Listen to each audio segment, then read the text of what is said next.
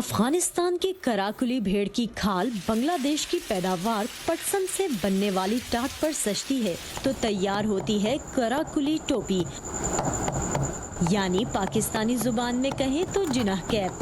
पाकिस्तान में इसके बनाने वाले इक्का दुक्का ही रह गए हैं। इनमें से एक लाहौर के ताज मोहम्मद हैं। 57 साल से ये टोपी बनाने वाले ताज मोहम्मद कहते हैं कि अफगानिस्तान से दूरियां पाकिस्तान की नौजवान नस्ल को जिनाह कैप से दूर लेकर जा रही है। अफगानिस्तान से खाले आती थी, लेकिन अब वो नहीं आ रही, बॉर्डर बंद है। वो ये फारसीवान लोग लाते थे, अब वो फारसीवान लोग जो इनको दाखिल होने नहीं देते हैं। जिनाह कैप की खासियत उसकी गैर हमवार घुंघराली सतह है, जो अफगानिस्तान से दरामद होने वाली भेड़ की खाल से मशरूत है। पाकिस्तानी की भेड़ के बच्चे हैं, वो उनकी खाल खुश्क होती है, इसके जो बाल के कुंडल नहीं बनते हैं। जो काबल के अंदर है, वो उधर तुर्किस्तान एक इलाका है, उधर वो ठंडा इलाका है, उसमें अगर जो बच्चा पैदा होता है वो साथ ही उसके जो कुंडल है वो बन जाते हैं, वो फिर वो खुलते नहीं, और उसके अंदर रेशमी चमक है।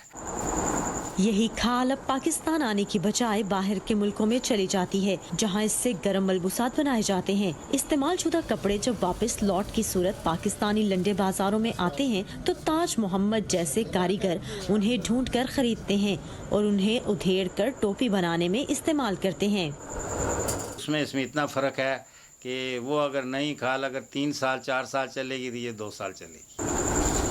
खाल की खरीदारी के बाद इसे टोपी में ढालने का अमल शुरू होता है, जिसको रवायती शक्ल देने में बांग्लादेशी टाट अहम किरदार अदा करता है। लेकिन वो टाट भी अब पाकिस्तान आना बंद हो चुका है। फेल्ट बनता है ना टाट, उसके अंदर भी लगता है, और जिना कैप के अंदर। इसके अलावा ना वो फेल्ट बनता है और ना ये जिना कैप। बांग्लादेश की पैदावार है, क्योंकि पर्सन वहाँ ज़्यादा होती थी। असल कराकुली टोपी 7,000 से 10,000 में बनती है, लेकिन अब ये कारीगर लोगों की जेब और तलब को देखते हुए चाइना के बनाए मसनूई कपड़े का इस्तेमाल भी करते हैं, जो 200 रुपए से 1500 में भी मिल जाती है।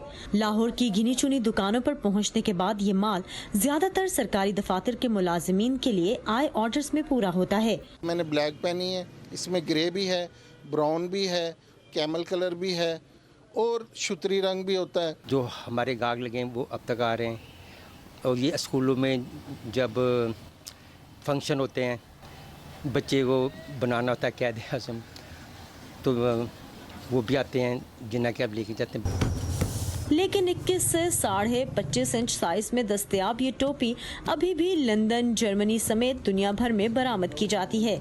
Saman Khan, voice of America, Lahore.